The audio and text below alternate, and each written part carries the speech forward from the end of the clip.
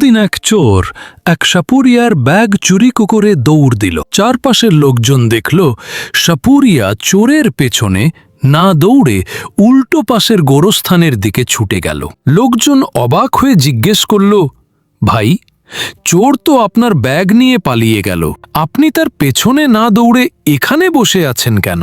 সাপুরিয়া হেসে বলল, চোরের পেছনে দৌড়ে লাভ নেই, একটু পরেই সে নিজে থেকেই এখানে চলে আসবে। লোকজন আরও অবাক হয়ে বলল, মানে চোর এখানে আসবে কেন?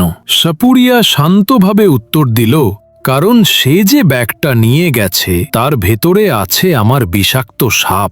এখন আমি শুধু অপেক্ষা করছি কখন সেই চোর সাপের চুমু খেয়ে নিজেই এই গোরস্থানে চলে আসে।